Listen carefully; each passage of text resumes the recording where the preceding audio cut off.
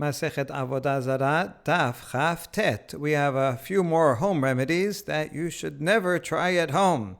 And then we'll get to the next topic in halacha. Tenor banan, hamakiz dam lo yochal chagbash. Lo chalav, velo givina, velo besalim, velo shachalayim. Someone who does bloodletting, this was a very popular remedy for a very long time. It probably killed more people, or at least made many more people weak and sick than it healed anything. They seem to have believed that by letting out some blood, so the bad blood, the disease will go out by making someone bleed until they're very weak. In any case, if someone does bloodletting, then they should not eat chagbash, an acronym that stands for milk, cheese, onion, and cress.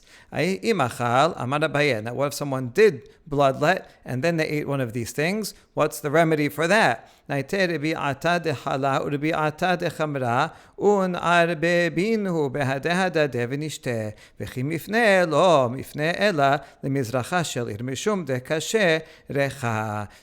the remedy, if you eat the cheese or something like that after bloodletting, is to bring a quarter of a log of vinegar and a quarter of a log of wine. Mix them together and drink the mixture. So that will make someone feel better. The problem is that when he goes to the bathroom after that, it's going to smell very bad. So he should go only towards the east of the city because the wind does not come from that direction. And if he goes to the west, then the wind will come and blow that bad smell to the rest of the city. So go to the east so that it will not spread that smell towards the rest of the city. Amar Yoshua ben Levi, Ma'alin unkeli beShabbat. Yoshua ben Levi says you can lift an unkeli on Shabbat. What is that? My unkeli. Amar Abba istum cha deliba. It's the edge of the ribs near the heart. Some kind of collapsed rib that might make it hard to breathe or difficult for the heart. So there's a procedure to lift it up. Mai asuta, mai te kamona karvaya, veninya ve'agdatna, vesitre ve'abdata. What is the cure for this bent unkeli? You take cumin, caraway, mint, wormwood, saturija, and hyssop. And this is permitted because it's a pretty serious problem, so therefore it's permitted to do that on Shabbat, even though if it's not serious, one cannot practice medicine on Shabbat, but this is very serious. Liliba bechamra. Now this same combination is useful for other things too. If someone has a heart condition, then you take these items and mix them with wine. And a way to remember, these are the standard ingredients, and then the extra one for heart is wine. And the way to remember that is from the pasuk that says, wine will make the heart of a man glad. So since it has wine and heart, that's how you remember that. If it's a disease caused by wind, then mix this mixture with water. And you can remember that by this pasuk that has the word ruach, the spirit or wind of Hashem was hovering over the water. If it's to help someone in labor, then mix these same ingredients with beer. And the way you can remember that is kada, which is similarly sounding to kuda, which is a woman in childbirth, and al-shikhma and shechad sound a little bit similar, but the point is just to be a mnemonic, so that you know which thing to add for which malady. Now there's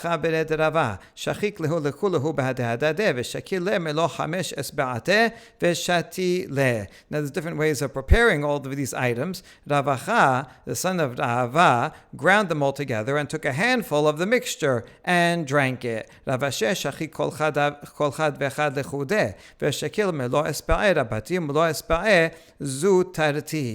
Ravashe, he separately ground each of those ingredients, and then he took a small amount between his large finger and small finger. He took a pinch and he drank that. So two different ways of combining and preparing this potion. Amar Papa, Ana Abdi lechol hane vela itasai. The Papa says, I tried all of these and it didn't help me. Ad amar liyahu taya'a, aite kuza chadata umalyeh maya, urme be tarvada de dubsha de talela be kochabe, ulmachar ishte abadi hachi ve itasai. So he tried all the ways that we said before, but they didn't work.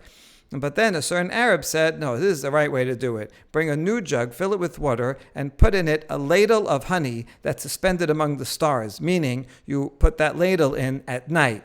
And then you wait till the next day, and then you drink it. And that's what he did, and it worked. Tenora banan, shisha devarim merapein et hachole mecholyo urfuatan refuah. Braita teaches that there are 6 items that heal a sick person, and it's a permanent cure. And these are ve'eluhen kirub, utradin, umesisin, yevesha, vekebat, veheret, ve'yoteret hakabed.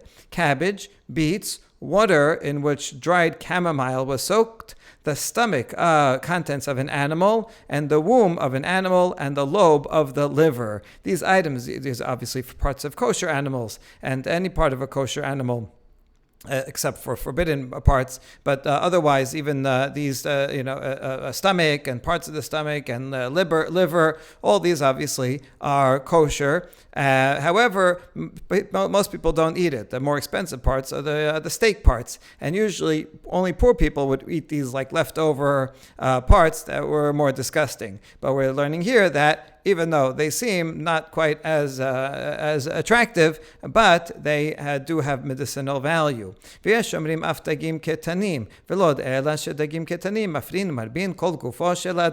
And also small fish like sardines. And not only that, if someone eats these small fish, then that person's body will flourish and grow. So sardines, very healthy. Now these 10 items make a person sick, make them sick again from the sickness that they had, and then when they eat these, not only will they get the sickness back, they get even more sick than they were before.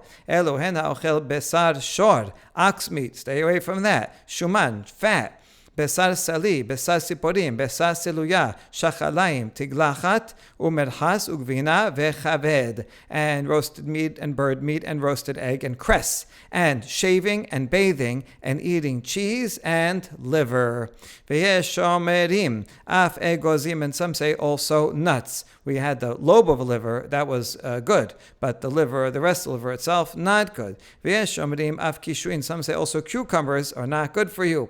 Tanad Rabbi Ishmael, lama nikra sheman kishuin, mipnei she'en kashin lechol gufo shel adam kacharavot. And why are they called kishuin? From the word of kasheh. They're harmful to a person as bad as swords. And so those are some positive ingredients to use and other items to stay away from. Ve'en mistaperin mehen bechol makom. Now we go back to the law of the Mishnah that a Jew cannot have a haircut from a pagan in any place because it's dangerous. He might use the razor against him. Tenora banan Yisrael mistaper migoy ro'eh b'mar'ah vegoy mistaper misrael kevan shegia lo rito shomet et yado. Baraita expands and says that if a Jew is getting a haircut from a non-Jew, then he should look in a mirror. Nowadays in barbershops, you always have a mirror all over the front, so that's a good thing. In those days, most people did not have a mirror unless they were very important. Anyway, so saying here, make sure to have a mirror. We'll discuss how that will help, but apparently at least you'll be able to see better what the guy's doing. Gemara will explain. And a non-Jew who is getting a haircut from a Jew, once he gets to this forelock, then the Jew has to not cut it. That's the part that the non-Jew idolaters would cut that forelock as an idolatrous ritual. And so the Jew can give a haircut to the rest of the non-Jew's head, but not to that spot. Amar Mor, Yisrael Now, let's quote that law that a Jew who's getting a haircut from a non-Jew should look in the mirror. What cases are talking about? If it's in public, why do you need a mirror? We said that, according to Chachamim, you're allowed to get a haircut in public domain because we're not worried that the pagan is going to kill the Jew because it's in public. And if it's in private, then what does it help if he's looking in the mirror? Okay, so he'll watch in the mirror as this barber cuts his neck. How's it going to help being having a mirror? And the answer is it's permitted even in a private domain, because once the barber, non-Jewish barber, sees that the Jew has a mirror, he's going to say, oh, this is an important person. Mirrors were expensive things. Most people did not have mirrors. And therefore, if this guy is coming in having a mirror and watching, it means he's very particular about how he looks. Most people were not so particular, just get a haircut. And but if he has a mirror, that means he's very particular. That means it must be very important. And therefore, the pagan barber will hesitate to kill him, because then someone's going to come and find out about it if he's that important. There's a side halacha that is derived from here regarding men using mirrors at all. Generally, in the olden days, women might use would use mirrors, but for a man to use a mirror was unusual and considered even under the law against lo yilbash ish, that a man should not wear women's clothing, and so that includes also other things that are particular to women. Nowadays, almost everybody uses mirrors, so it's not particular to women. Rav Chana bar Bizna hava mistaper migoy b'shbile dinehardeh. A story about Rav Chana bar Bizna, who was getting a haircut in one of the side streets of Nehardeh. Side street is not technically a public domain, because you go there on the side and you have a certain amount of privacy. And this pagan barber was saying, Chana, Chana, your throat is so appealing to the razor, like, oh, I can't help myself but to cut your throat with this razor. I really want to. Amar teti li da'avariya de Rabbi Meir. And luckily he didn't give in to that threat. But certainly Rav Chana was scared, and he says, you know what, I deserve to have this threat against me because I violated the ruling of Rabbi Meir. Rabbi Meir says you cannot have a haircut in front of a pagan barber anywhere, not in public and not in private. So I should have been more careful. Now we ask, Ad Rabbanan la'avad emad amor Rabbanan b'shut harabim b'shut yachid mi amor. Wait, why does he say, oh, I deserve this because I violated Rabbi Meir's rules, and of the rabbi's rule did he not violate? After all, the rabbi said it's permitted in the Shut Rabim, but in a private domain, did they say it's permitted? And since he's in a side street, isn't that like a private domain? So he violated even the opinion of Chachamim. Rav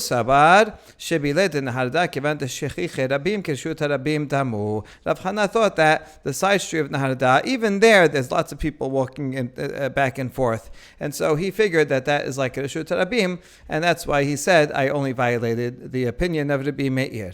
Back to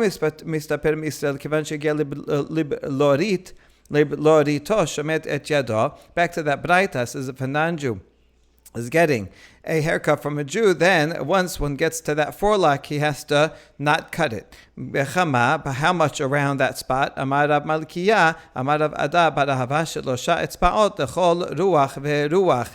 Rav Malkiya says, in the name of Rav Ada bar Ahava, 3 finger breadths in every direction, to keep far from that spot, that if you cut it, that would be a ritual of idolatry. Amar Rav Chanina bered Rav Ika, shapud shefachot v'gumot Rav Malkiyu, be'lorit efel mikle ugvina Rav Malkiya. Whenever you have Rav Malkiya, there's a mix-up. You have to distinguish between Rav Malkiya and Rav Malkiyu. They sound the same, but they said different laws. So there's 2 opinions about which laws each one said.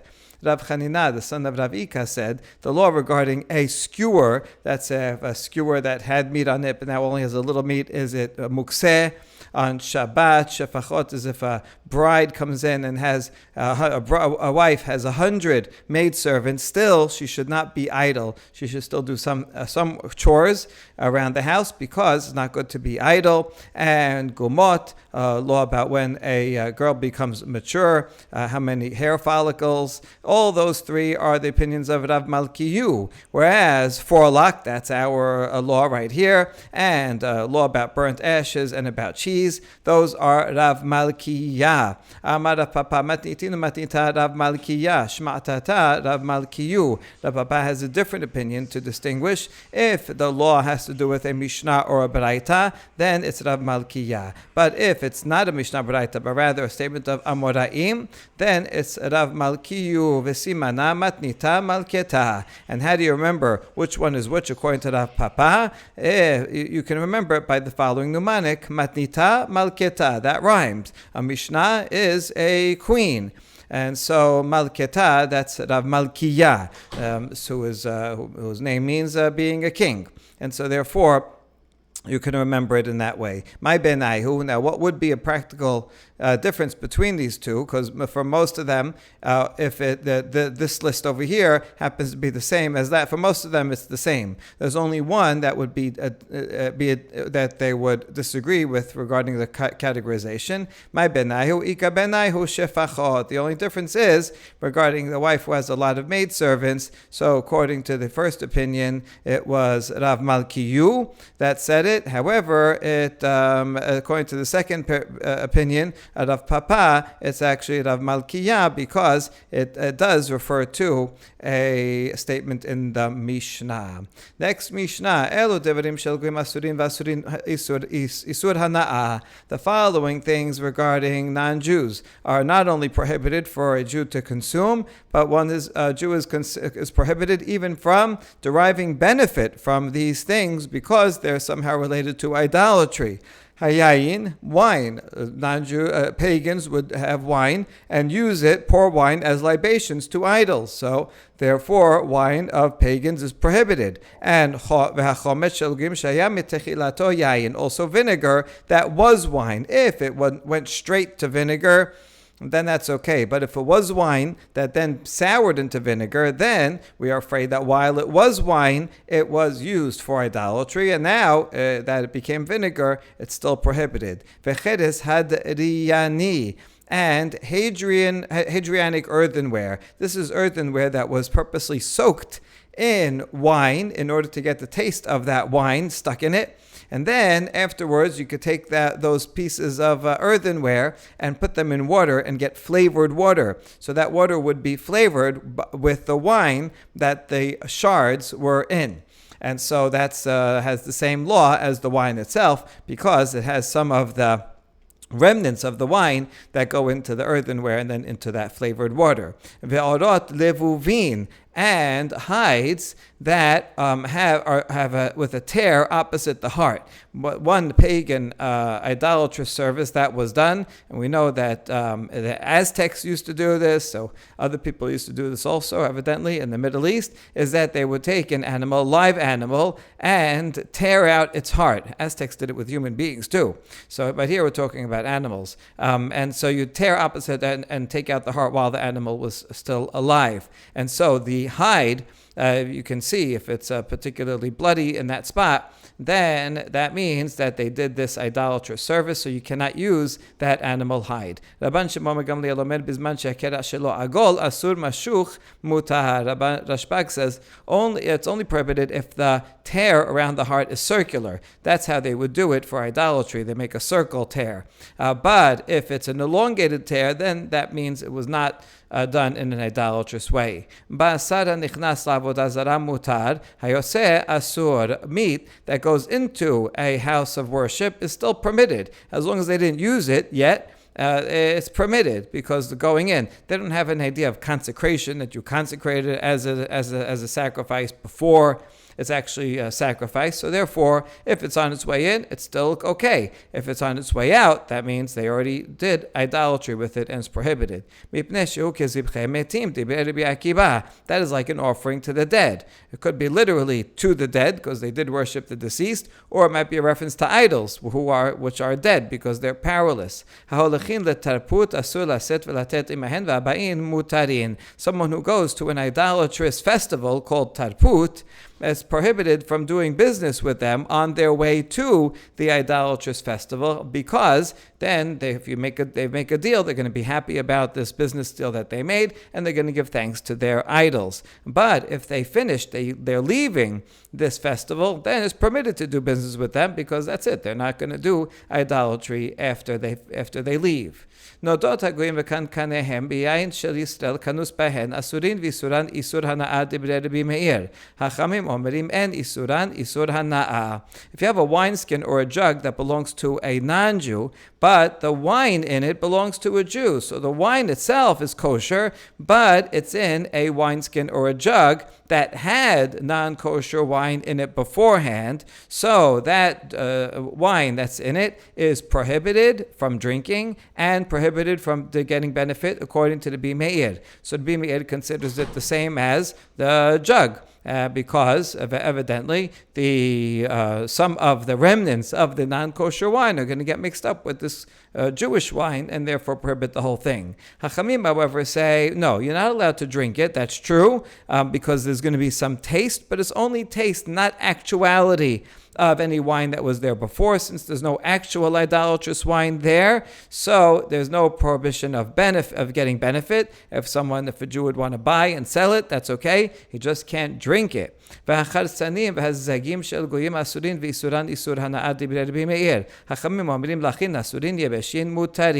Similar machloket regarding seeds and grape skins that belong to goyim. According to the Bimeir, they still have an aspect of wine to them, even though it's just the bottom of the barrel, the leftovers from the wine, but still prohibited because that's also used for Avoda Zara, and therefore it's prohibited from eating and prohibited from getting benefit from it. Chachamim, however, say it depends. If it's still moist, then so that moisture, that's wine, so then it's going to be prohibited. But if it's all dry, then that's it. It's not considered wine anymore. This is just a side product of it, and therefore that would be permitted. Hamorias ugvinat bet unyaki shel goyim asurin v'isuran isur hana'ad Meir. Hachamim omerim en isuran isur hana'a. You have a fish stew.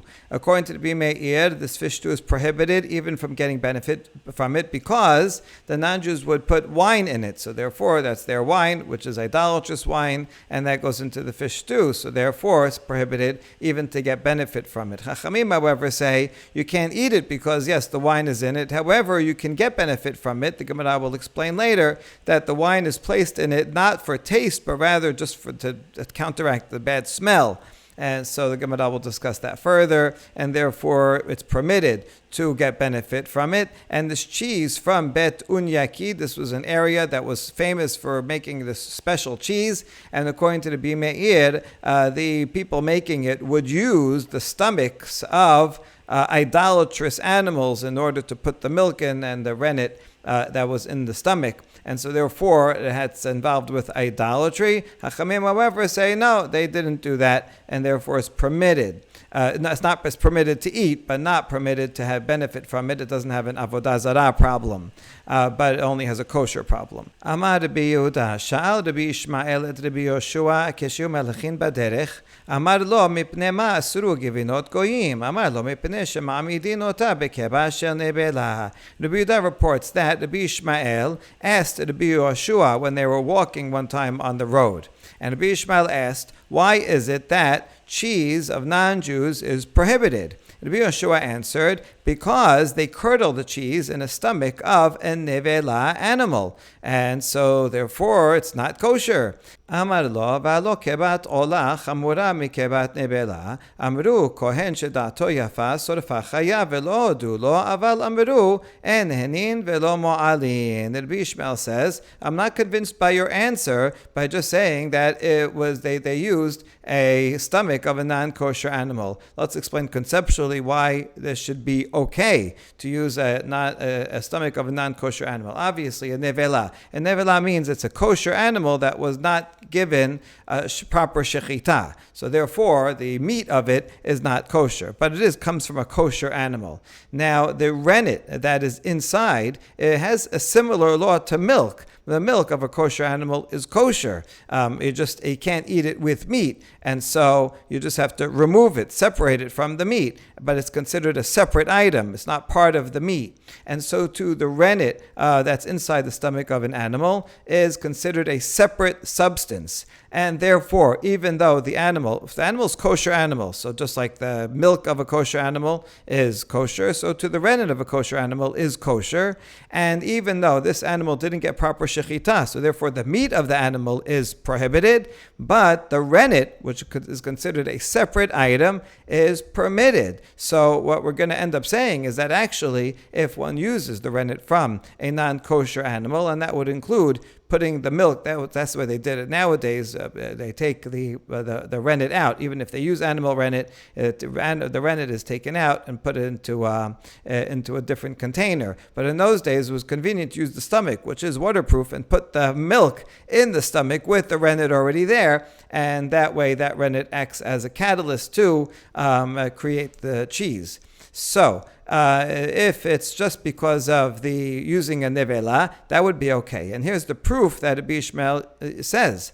V'amar lo, he said, compare the stomach of a korban olah, which is certainly more stringent than the stomach of a nevela. Korban olah, if you eat the meat of a korban olah, that's me'ilah. That's more stringent than eating the meat of a nevela. And yet, when it comes to eating the stomach of a korban olah, they said that if a kohen, if he has this is a euphemism. Literally, it means that he has very fine taste. But it means the opposite. A kohen who would eat anything, he doesn't care what he eats. He can take a stomach from a korban olah and eat it raw. It's permitted. So that was the first opinion. That's what the sages first said. But then the other sages said, no, we disagree with that. However, they did admit that you cannot get benefit lechatechila, but if you did, then it's not me'ilah, meaning that the prohibition is only midei rabbanan. If it was d'oraita, then that would be me'ilah, because it comes from a korban olah. So what we see here is that when it comes to the stomach of a korban olah, which is a stringent prohibition,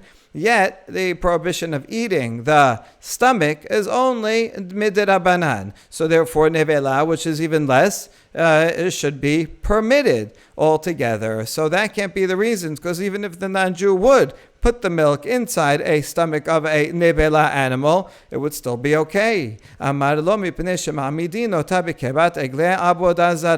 Yoshua says, okay, new answer. It's because they put the milk and curdle it in the stomach of an animal that was used for Avoda Zara. That, much more serious, and then the whole thing is prohibited, can't use it, can't get benefit from it. So now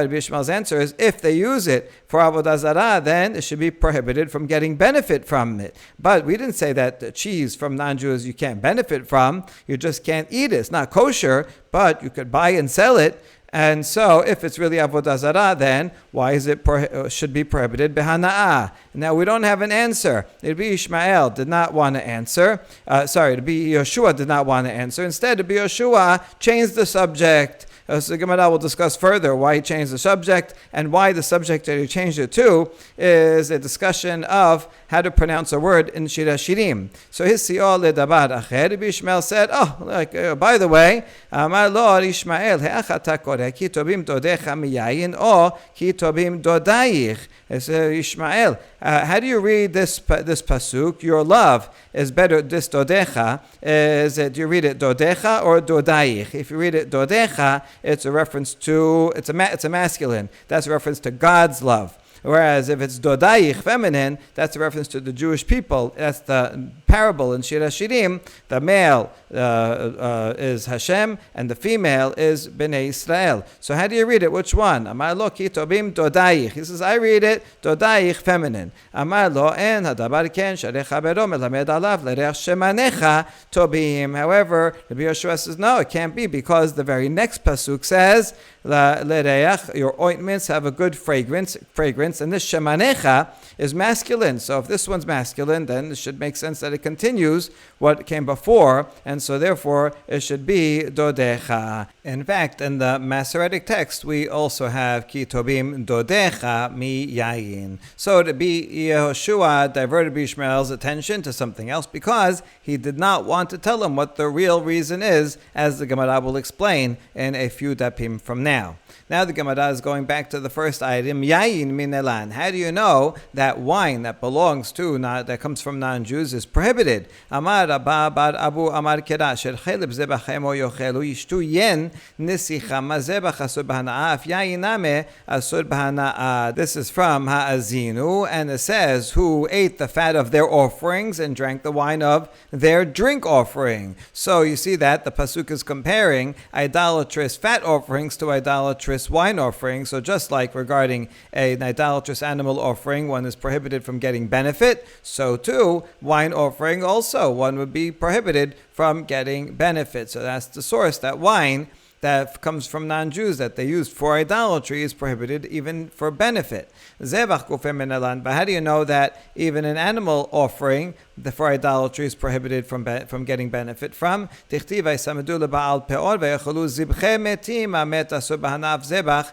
name asur b'hana'ah. From Tehillim, where it says that the Bnei Israel joined also to Baal Peor, and they ate offerings to the dead. So it's comparing offerings, it's comparing idol worship to Baal Peor like the dead. Just like a dead person is prohibited from getting benefit from, you can't get benefit from a dead body, so too animal offerings to idolatry are also prohibited from getting benefit. Umet kufer minalan. But how do we know that a dead body is prohibited from getting benefit from? Atya sham me'igla arufa ketib hacha vatamot sham Miriam uchtiv hatam va'arfu sham et ha'egela banachal malalan asur b'hanaf kaname asur b'hana'ah. It's a gezerah shava from the word sham, that it says regarding from Igla Rufa. It says regarding Miriam that she died there and she's dead, and so that's a dead body. And it says also regarding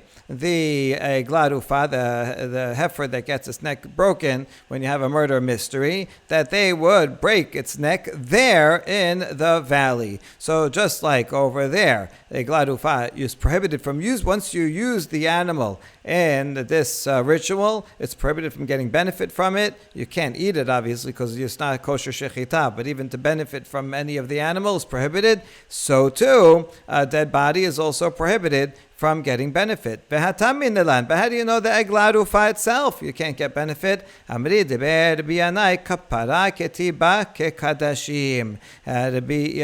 From the school of Biyanai explained that it says that it calls Igla Rufa. It says one gets atonement through that. So just like sacrifices give atonement, so too it does Igla Rufa. And therefore, just like sacrifices, you can't get personal benefit from it. So too Igla Rufa, you cannot get benefit from it. And so this is the last link on the chain, and since we know this is prohibited from hana'ah, then go back all the way to wine, and we know that wine is prohibited by hana'ah as well. And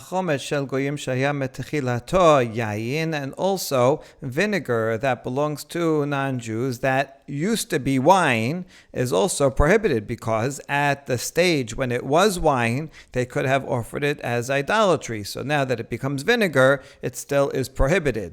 Although once it's vinegar, then they don't use that for idolatry. They don't serve vinegar to their gods. So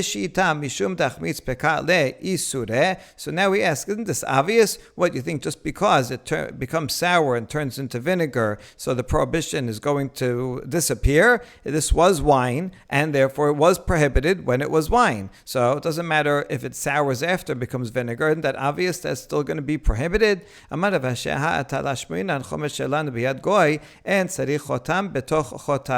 says, no, it's teaching us an extra chidush. Generally, if you have wine, in order to ensure that the non-Jew didn't do anything with it, you need a double seal, 2 seals to make sure there's no way that he opened it. But this is coming to teach that if a Jew has vinegar, so a Jew has the vinegar, it's kosher, no one ever used it, and it's you want to entrust it to a non-Jew to hold on for you, you don't need a double seal. Why would you need a double seal? Are you worried that he's going to offer it as a libation? No, vinegar is not offered as a libation. Are you afraid that he's going to switch his non-kosher vinegar that used to be his own wine with your vinegar that's kosher? No, since it has one seal, so he's not going to go bother and forge a seal. There's no reason to do that. So that's the chidush, that once it's vinegar, it only needs one seal. But if it's still wine, then it needs a double seal. Amar Rabbi El'ah, Shaninu, Yain mevushal shel goyim shaya mitchilato yain asur. Rabbi El'ah says that wine that was cooked, that belongs to a non-Jew. If it was originally not cooked wine, yayin, real wine is supposed to be not cooked.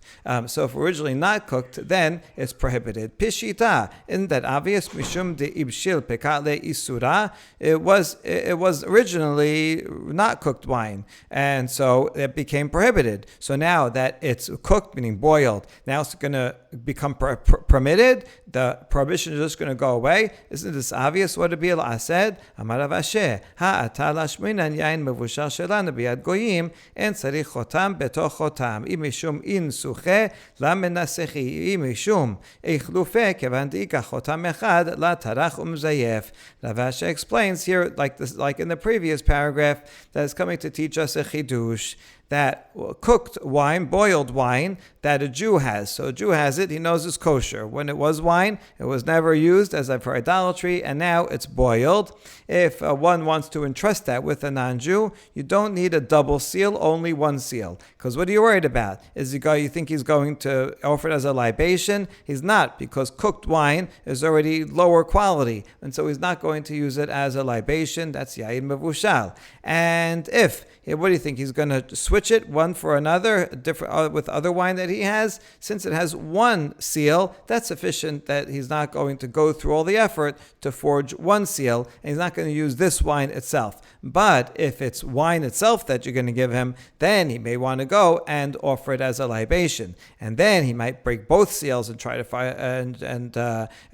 try to do something. So that we need two seals he can't forge. So that we have to make sure. If it only had one seal and it was regular wine, then he may say, I really want to offer this. So he may break one seal and then forge that one seal. So one seal is not enough if it's good wine that he can use for idolatry. But if it's something he's not going to use for idolatry anyway, then one seal is sufficient to make sure he doesn't switch it with something else. Baruch Adonai Le'olam. Amen ve'amen.